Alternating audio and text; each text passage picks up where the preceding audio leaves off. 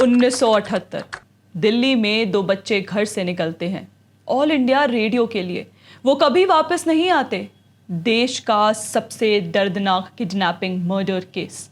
Real heroes थे एक police inspector, एक हवलदार, एक जर्नलिस्ट और कुछ अलर्ट आर्मी जवान। 2026 अमेज़न प्राइम वीडियो इसी केस पर सीरीज बनाता है, नाम राख। लेकिन जब आप सीरीज देखते हैं तो इन्वेस्टिगेटर का नाम अलग है, उसके असिस्टेंट का नाम अलग है, जर्नलिस्ट का नाम अलग है, विलन्स का नाम तक अलग है। तो सवाल यह है कि यह क्रिएटिव लिबर्टी है या हिस्ट्री को क्वाइटली रीराइट करने का एक पैटर्न। आज हम रियल वर्सेस रियल दोनों साइड्स देखेंगे एक न्यूट्रल लेंस से। 12 जून 2026 को अमेज़न प्राइम वीडियो पर रिलीज हुई राख एक 8 एपिसोड क्राइम थ्रिलर है। कास्ट में अली फजल, सोनाली बेंद्रे, आमिर बशीर और राकेश बेदी हैं। मार्केटिंग लाइन सिंपल थी, इंस्पायर्ड बाय द इनफेमस रंगा बिल्ला केस। शो की फ्रेमिंग है एक रूकी दलित सब इंस्पेक्टर जयप्रकाश जाटव, जो केस सॉल्व करते करते अपनी ही फोर्स में कास्ट डिस्क्रिमिनेशन फेस करता है। उसके घर में ज्योतिबा फुले और अंबेडकर की फोटोज हैं। उसका मेन असिस्टेंट है एसआई जावेद मुर्तजा, एक मुस्लिम ऑफिसर, और साथ ही एक लेजी इनएफिशिएंट हवलदार को ब्राह्मण कोडेड दिखाया गया है। एक सीन में जब मटन वाले चाचा यानी एसआई जयप्रकाश के पिता एक मिश्रा जी को फास्ट के दिन मटन खाने के लिए कहते हैं तो मिश्रा जी अपना फास्ट तोड़कर मटन खाने को रेडी हो जाते हैं। ये सब सुनने में नॉर्मल लगता है। इंडियन टीवी में सोशल थीम्स आते ही रहते हैं, लेकिन प्रॉब्लम ये है, ये based on true events show है। और जब आप रियल केस की फैक्ट्स चेक करते हैं तो कहानी कुछ अलग ही निकलती है। चलिए पहले रियल केस समझ लेते हैं। 26 अगस्त 1978 दिल्ली। नेवी ऑफिसर मदन मोहन चोपड़ा के बच्चे 16 साल की गीता और 13 साल का संजय ऑल इंडिया रेडियो के युवा वाणी प्रोग्राम के लिए निकलते हैं। रात हो रही है, बारिश हो रही है। धौला कुआं पर एक फिएट कार लिफ्ट देती है। कुलानंद उन्हें स्पॉट करते हैं। एमएस नंदा ने उन्हें लिफ्ट दिलाने में हेल्प की थी। फिर भगवान दास, जो अपनी स्कूटर पर थे, कार के अंदर से आवाज सुनते हैं और देखते हैं कि गीता ड्राइवर के बाल खींच रही थी। संजय दूसरे आदमी से लड़ रहा था। एक और राहगीर बाबूलाल कार रोकने की कोशिश करता है पर कार निकल जाती है। पुलिस को इंफॉर्मेशन जाती है, लेकिन कंट्रोल रूम एक गलती करता है। कार नंबर लिखा जाता है MRK 8930, जबकि सही नंबर था HRK 8930। इसी बीच इंद्रजीत सिंह कार को फॉलो करते हैं। संजय उन्हें अपना खून से भरा शोल्डर दिखाते हैं, मदद के लिए चिल्लाते हैं, लेकिन सिग्नल जंप होने से कार खो जाती है। इंद्रजीत सिंह पुलिस स्टेशन जाकर सही नंबर बताते हैं। मदन मोहन और रोमा चोपड़ा रेडियो पर अपने बच्चों को सुनने का इंतजार करते हैं, लेकिन उनकी जगह कोई और बच्ची बोल रही होती है। वहीं से उन्हें पता चलता है कुछ गलत है। 2 दिन बाद एक काऊ हर्ड धनी राम को दोनों बच्चों की बॉडी मिलती है। पेरेंट्स बॉडी आइडेंटिफाई करते हैं। पुलिस को शक होता है जब पता चलता है कि वेलिंगटन हॉस्पिटल में 2 आदमी अजीब वुंड्स के साथ ट्रीटमेंट के लिए आए थे और वो रंगा बिल्ला ही थे, इस केस के अक्यूज्ड। मैनहंट शुरू होता है। 8 सितंबर 1968 कालका मेल ट्रेन में लांस नायक गुरतेज सिंह और AV शेट्टी नाम की आर्मी पर्सनल को शक होता है। रंगा बिल्ला गलती से मिलिट्री कंपार्टमेंट में चढ़ गए थे। गुरतेज सिंह को न्यूज़पेपर में उनकी फोटो दिखती है और उनकी पहचान कंफर्म हो जाती है। आर्मी दिल्ली पुलिस को हैंडओवर कर देती है। इन अक्यूज्ड के असली नाम थे कुलजीत सिंह यानी रंगा और जसबीर सिंह यानी बिल्ला। दोनों ही सिख थे। दोनों को तिहाड़ जेल में फांसी हुई। इन्वेस्टिगेशन लीड कर रहे थे इंस्पेक्टर VP गुप्ता, उनके साथ SI रामचंद्र, पुलिस कमिश्नर थे JN चतुर्वेदी। केस को कवर करने वाली जर्नलिस्ट थी प्रभा दत्त। ये है असली केस। कोई कास्ट एंगल नहीं, कोई कम्युनल एंगल नहीं, बस एक ब्रूटल क्राइम और उसे सॉल्व करने वाले लोग। अब साइड बाय साइड देखते हैं क्या बदल गया। लीड इन्वेस्टिगेटर रियल में इंस्पेक्टर वीपी गुप्ता, शो में एसआई जयप्रकाश जाटव, एक दलित ऑफिसर जिसको कास्ट डिस्क्रिमिनेशन का विक्टिम दिखाया गया। असिस्टेंट ऑफिसर रियल में एसआई रामचंद्र, शो में एसआई जावेद मुर्तजा, एक मुस्लिम ऑफिसर। रेस्क्यू बायस्टैंडर रियल में बाबूलाल जिसने कार रोकने की कोशिश की थी, शो में सलीम। जर्नलिस्ट रियल में प्रभा दत्त, शो में निसार रिजवी। किलर्स रियल में कुलजीत सिंह रंगा और जसबीर सिंह बिल्ला, दोनों सिख, शो में रज्जो और बाबू हिंदू आइडेंटिटी के साथ, एक हरियाणवी एक महाराष्ट्रियन कोडेड। इनएफिशिएंट हवलदार, शो में ब्राह्मण कोडेड मिश्रा सरनेम के साथ। पैटर्न देखिए, जहां ऑनेस्टी, सैक्रिफाइस या हीरोइज्म दिखाना है वहां मुस्लिम कैरेक्टर, जहां कास्ट विक्टिमहुड दिखाना है वहां दलित कैरेक्टर, जहां लेजीनेस या विलन को दिखाना है वहां हिंदू या ब्राह्मण कोडेड कैरेक्टर। और याद रखिए, ये सब फिक्शनल नहीं है, ये रियल लोगों की जगह ले रहे हैं। वीपी गुप्ता, रामचंद्र, प्रभा दत्त, बाबूलाल, ये सब रियल इंसान थे जिनका एक रोल था इस केस में। उनकी जगह कंप्लीटली डिफरेंट आइडेंटिटी के फिक्शनल कैरेक्टर्स डाल दिए गए।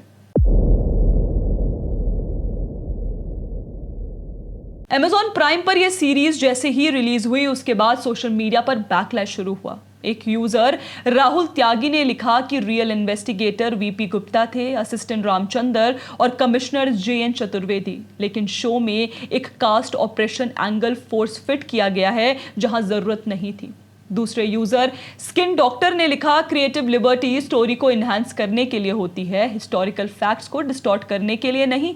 उनका पॉइंट था कि हिस्ट्री को convenient guys of creative freedom के नीचे रीराइट किया जाता रहा है। एक और एक्स यूजर ने डायरेक्टली राइटर्स अनुषा नंदकुमार और संदीप साकेत को टैग करते हुए लिखा कि ये कास्ट ट्विस्ट रियल केस के ऑफिसर्स की जगह ले रहा है और इसको लेफ्टिस्ट प्रोपोगेंडा का फॉर्मूला बताया। पहले एक क्राइम को कास्ट ट्विस्ट दो, फिर इंस्पायर्ड बाय ट्रू इवेंट्स के नाम पर फैक्ट्स डिस्टॉर्ट करो। इंटरेस्टिंगली देखिए, इसमें propaganda media outlet the wire ने इस शो को ऑपोजिट एंगल से कवर किया। उनका पीस था बियॉन्ड क्राइम थ्रिलर, राख is a story about cast recognition and the politics of violence. मतलब जहां एक साइड इसे डिस्टॉर्शन बुला रही है, वहीं द वायर अपनी आदत से मजबूर इसी कास्ट फ्रेमिंग को शो की स्ट्रेंथ बता रही है। अब यहां असली सवाल आता है, क्या राख एक आइसोलेटेड इंसिडेंट है या ये एक बड़े पैटर्न का हिस्सा है? तो आप ये कुछ उदाहरण देखिए। 2020 पाताल लोक, डायरेक्टेड बाय राख के डायरेक्टर प्रोसित रॉय के पार्शियल डायरेक्शन में सिख कम्युनिटी को दलित ऑपरेसर्स के रूप में दिखाया गया, जिसमें ऑब्जेक्शनेबल रेप रिलेटेड सीन्स भी थे। शो का विलन त्यागी एक डिवाउट महादेव भक्त दिखाया गया। फाइनल एपिसोड में लॉर्ड नरसिम्हा की एक माइथोलॉजिकल डिपिक्शन को एक चेस सीन के कॉमिक प्रॉप की तरह यूज किया गया। 2021 तांडव, मोहम्मद जिशान आयूब को लॉर्ड शिवा का किरदार प्ले करते दिखाया गया, त्रिशूल के साथ आज़ादी स्लोगन्स के बीच, जिसने मल्टीपल स्टेट्स में एफआईआर ट्रिगर की। एक अलग सब प्लॉट में अपर कास्ट कैरेक्टर्स को एक लो कास्ट रिलेशनशिप को लेकर विलन दिखाया गया और एक डायलॉग इंसिनुएट करता है कि पुलिस मुस्लिम यूथ को आसानी से टेररिस्ट ब्रांड करती है। 2021 मुंबई डायरीज 2611 के अटैक पर बेस्ड शो में मुस्लिम डॉक्टर अहान मिर्जा को टॉलरेंट और इमोशनल दिखाया गया, जबकि एक हिंदू मेल नर्स समर्थ को इनटॉलरेंट और कम्युनल दिखाया गया। शो के फाइनल एपिसोड में कैरेक्टर मानसी का एक सोलिलोक्वय है जहां जिहाद को इंसान के अंतर्मन की लड़ाई बताया गया, जो कि रियल जिहादी वायलेंस को व्हाइट वॉश करने की कोशिश थी। 2023 दहाड़, एक सीरियल किलर केस के पैरेलल एक अपर कास्ट हिंदू लड़की रजनी का एक मुस्लिम लड़के अल्ताफ के साथ इलोप करना दिखाया गया, जिसमें लव जिहाद के डॉक्यूमेंटेड पैटर्न को व्हाइट वॉश करने की कोशिश की गई। इनफैक्ट इसमें राजपूत कैरेक्टर्स को गुंडा कोडेड दिखाया गया और मेन विलन भी एक अपर कास्ट हिंदू था। 2021 शेरनी, रियल लाइफ इवेंट्स पर बेस्ड एक हिंदू आईएफएस ऑफिसर के आभरण को शो में क्रिश्चियन कैरेक्टर विंसेंट बना दिया गया और रियल हंटर असगर अली खान की जगह कलावा पहने हिंदू कैरेक्टर रंजन राजहंस डाल दिया गया। यानी रोल्स रिवर्स कर दिए गए। इसके पीछे से एक नाम और भी आता है, अपर्णा पुरोहित, जो उस वक्त अमेजॉन प्राइम की क्रिएटिव हेड थी, जिनके social media post allegedly left leaning और एंटी एस्टैब्लिशमेंट बायस रहे हैं।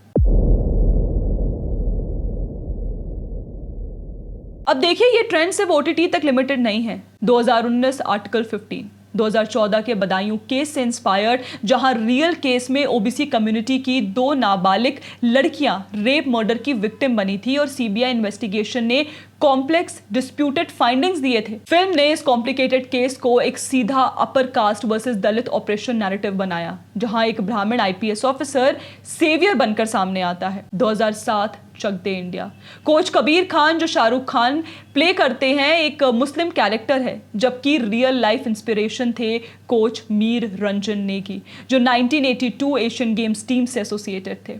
इनफैक्ट बॉलीवुड के इसी क्रिएटिव लिबर्टी के नैरेटिव पर हमने अपने चैनल पर कई वीडियोस बनाए हैं, जहां फिक्शनल से फैक्चुअल दुनिया में शिफ्ट हो रही बॉलीवुड को अब इस्लामोफोबिया का टैग दे दिया जा रहा है। मतलब देखिए, यहां पैटर्न क्लियर है। रियल इवेंट्स को बेस बनाया जाता है, लेकिन कैरेक्टर्स के रिलीजन या कास्ट आइडेंटिटी को स्विच करके उन्हें एक स्पेसिफिक आइडियोलॉजिकल लेंस से प्रेजेंट किया जाता है। देखिए, कोई भी सिनेमा क्रिएटिव लिबर्टी लेता है ड्रामा के लिए, पेसिंग के लिए, रन टाइम के लिए, ये नॉर्मल है। लेकिन यहाँ फर्क है जब आप किसी रियल क्राइम केस में, जहाँ रियल विक्टिम्स थे, रियल इन्वेस्टिगेटर्स थे, रियल हीरोज थे, उनकी आइडेंटिटी को एक स्पेसिफिक आइडियोलॉजिकल पैटर्न में रिप्लेस करते हो बिना किसी फैक्चुअल बेसिस के, तो ये सिर्फ ड्रामेटाइजेशन नहीं रह जाता। 1978 रंगाबिल्ला केस से जुड़े वीपी गुप्ता, रामचंद्र, बाबूलाल, प्रभादत्त, ये सब रियल लोग थे। उनकी जगह अमेजॉन प्राइम वीडियो ने राख सीरीज का दलित मुस्लिम कोडेड हीरोज और हिंदू कोडेड विलन्स डालना, जब इस केस में कोई कास्ट या कम्युनल एंगल कभी नहीं था। यह हिस्ट्री को फैक्चुअल रिकॉर्ड की तरह प्रेजेंट करते हुए क्वाइटली रीराइट करना है।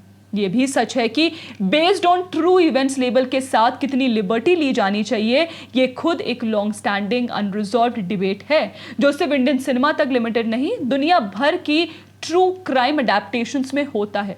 तो फाइनल जजमेंट आप पर है। क्या ये जेन्युइन क्रिएटिव रीइंटरप्रिटेशन है या रियल हिस्ट्री के साथ लिबर्टी लेने की एक लाइन क्रॉस हो गई है? कमेंट्स में बताइए आपको क्या लगता है। और अगर ये वीडियो आपको फैक्चुअल और फेयर लगा तो चैनल को सब्सक्राइब करिए, क्योंकि हम ऐसे ही रियल वर्सेस रियल स्टोरीज लाते रहेंगे।